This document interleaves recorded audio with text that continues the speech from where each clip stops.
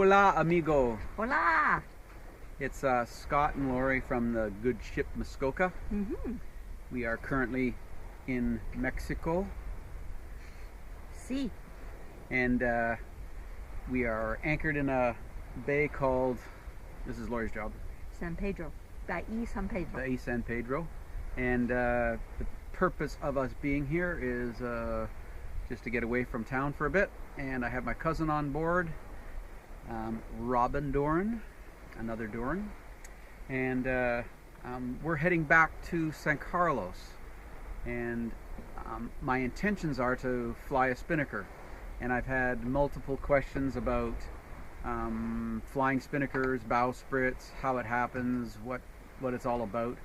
So guess what? Today is how I rig, because it's very unconventional. I think it's unconventional, but I've seen other people do it the same way. But and I don't use my bowsprit to fly my Spinnaker, and I'll show you what I do, and so that's what we're doing. Stay tuned. Yep. Okay, everybody, this is one of my two Spinnakers. Both of my Spinnakers are on snuffers, sailing socks, what you want to call it. Okay, how you start flying a Spinnaker is you got to find your sail, and our sail is located in the sail locker, which is in our starboard hull, and I keep two Spinnakers, code 0, and that's what's stored down there. So this is my big, heavy, well-used Spinnaker that I bought used in Canada, and if you see our videos, 90% of our flying is done with this Spinnaker, and it's in a sail bag. It's housed inside a snuffer, so I have to get the snuffer up, and that's where we keep the sail. This is where I'm going to put the halyard, and that's it for the Spinnaker. Okay. What we're going to do is we're going to hook up the halyard to the top of the Spinnaker, and the reason I put the halyard on first, obvious reasons, we got to get it up there, but I want the mass of the sail up, not sitting on the deck. If you slowly pan over here, Lori, you'll see that this is real life sailing. We're on our way, and we've got all these inflatables still here, so stuff on our deck is clogging things up, which is sometimes normal. But that halyard has to go onto the top of this sail. So this is a Spinnaker. That halyard is this halyard we use for all of our head sails, and that's going to get connected to there. But first I have to loosen it off, and I have to untie the bowline, and then connect this sail with a bowline, and we'll haul it up. Stay on. Stay on.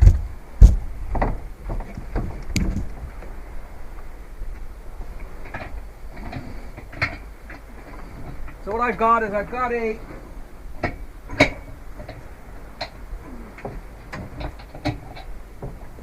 have a shackle. The shackle only gets used to just connect it to the bowsprit. It allows me to take it off of the bowsprit, and as soon as I've disconnected, I take the bowline off. I don't use the shackle to connect to the sail. I tie a fresh bowline every time. I don't really know why, but once things start flapping around, if that hits you in the head, it becomes problematic.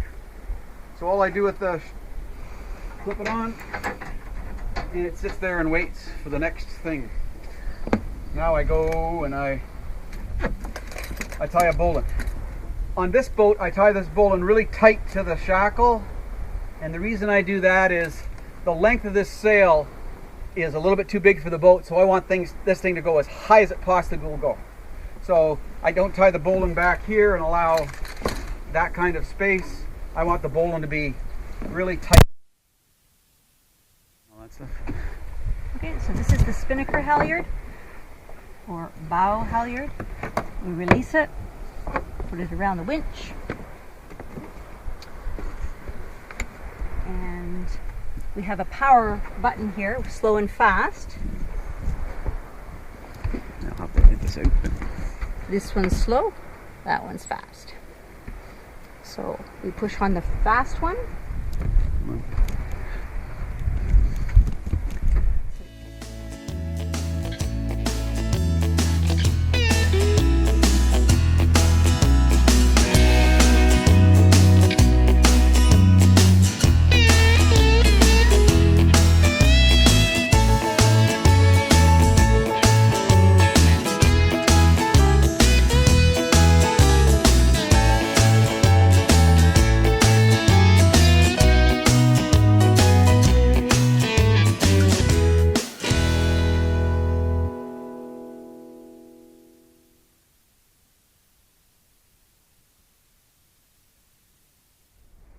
Okay, one thing that our boat did not come with was this fixture on front. And if you order the boat with standing blocks, they're expensive. They're like $1,300 a piece. So what I did was I bought this unit. I drilled holes through the boat, put 5,200, and I've got a backing plate of about 10 inches square underneath this corner here, glued up with 5,200, and so there's spreading the load over the whole bow. And then instead of having this $1,300 block, I bought these used blocks at a used sailing store for $10, and they just clip on here. And then I slide this sheet through like this, and that's my block. Downside of this system is that instead of having a standing block that when it's not under pressure stays standing, this one will fall down. So one on one side might be just laying on the deck. I don't see a huge problem with it. It hasn't been a problem, and it saved me $2,600. Okay, so what happens here is my spinnaker is housed inside of this snuffer, and it's made by ATN in the United States, and it houses my spinnaker. So at the bottom of the snuffer I have my clue, which is I have 2 ropes on. One will go to the starboard side, one will go to the port side, and they will loop through the pulleys that you saw me install on the bow of the boat. So what I have is, instead of using this, normally what happens with catamarans, I have a bowsprit. You hook this to the bowsprit, and you sail. If it was hooked here and you're on a port tack, the sail would go down here and it would be attached at the middle of the boat. All in good for going upwind, which is good. Sometimes I do that, but most of the time I don't attach to the bowsprit at all. So for the people that had catamarans or ask me about should I get a bowsprit or should I not get a bowsprit, I'll always say get a bowsprit. But if you don't have a bowsprit and you don't want to put the money into a bowsprit, you don't need a bowsprit to have a downwind sail. You need the bowsprit if you're planning on having a code 0, or if you're planning on using your asymmetrical spinnaker as an upwindish kind of sail. If you're just doing downwind, I don't use it. So what I do is I created a bridle, and I go to both bows, and what that allows me to do is I can fly my clue from the center of the boat. I can pull the bridle over. I can fly it from that side if I want to run the spinnaker and fly it there. I can bring it over to this side. So it allows me to utilize this sail for upwind and downwind. So if you can imagine the wind was blowing directly from behind and I had my clue down there, my sail is out on an angle, but it really works well downwind. I can go 180 degrees all day long with an asymmetrical spinnaker. One of the, and I know a lot of you guys do that, and everybody's got a boat that's going to go. I know that, but there's a lot of people that don't know that, guys, so give me a break. And I know it's basic stuff. That's how I do it. Just based on the number of questions I get about bowsprit, hopefully this will clear things up. So what I do now is I will probably set the sail with this kind of in the middle of the boat, because the day started out with a due south wind and we're going south, so we're going to run. Now the wind in this bay is coming due west, so the chances of me running this spinnaker today from where I stand right now is 0. But we might sail out and then we'll do a run back in just to see how this all flies. So I'm going to rig this, and you're going to watch along. Hopefully understand. Oh, the other thing, all the ropes got to go around the front, right? You don't want to be rigging it because this all flies out there, so the ropes all got to go out. So this is my port. You can follow me, hon. Mm-hmm. This is my port sheet, or my port bridle.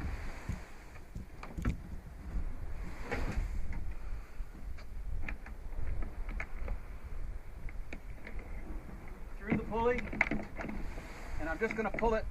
If you stand back to that sail. I'm going to pull it so that we're kind of in the middle, like that. And this rope here, can you put me in frame? You're in frame. This rope here just goes around my bow cleat, low tech.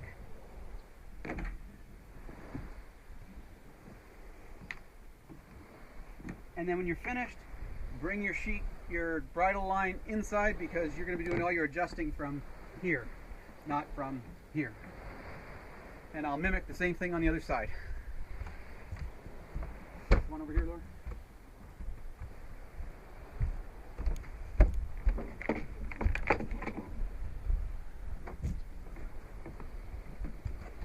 Ready? Yep.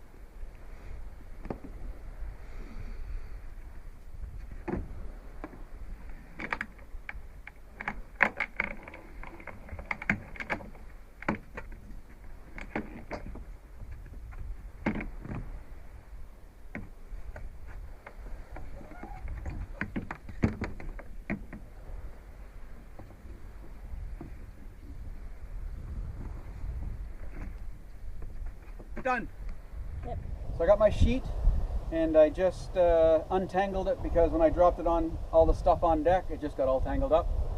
So obviously if you're wanting to be in a race, don't have stuff on deck, but this is life, and we are going to be using these as soon as we get back to the next port. So now what I want to do is I want to attach my sheet to my spinnaker. And because it's an asymmetrical, the clew is a lot longer than where I attach the sheet. And it's up into the sock. So I'd either have to lift the sock off, attach it, and bring the sock back down, or you could install a rope. Thought I installed a rope. Then attach it here. So this rope is attached way up in there, and it's attached to the sail, and it's just a rope, like an old anchor line actually. And I'm going to attach the sheet to that. We're going to be in light winds, if we get into winds at all. So I just tie a bowline right on, rope to rope. This is a bowline here, been on there for a while. And so this is my sheet. Now the downside with this, all sounds great until you put it in full practice, is that there's a possibility, although I'm pretty sure I stowed it pretty well last time, that this could be wrapped around the sail. If it is, then we'll deal with it once we pull it out. Hopefully it's not. So right now we've got everything attached, and we're still not all the way up. Because when we're up, this sail will be floating out front there. The other downside of this setup is that once I float out there, all of this spinnaker is free to fly around, and we have to deal with it once we get it up. But we're in, I don't know, 4 knots or 5 knots of wind, shouldn't be a problem. So I'm going to go get Lori to go back and crank up the sail, and just leave it on, Lori. Yep. So she's going to back, crank it up, and I'm going to watch from here, because it's got some stuff to go around up top there. I've got to make sure it goes. Okay. There we go.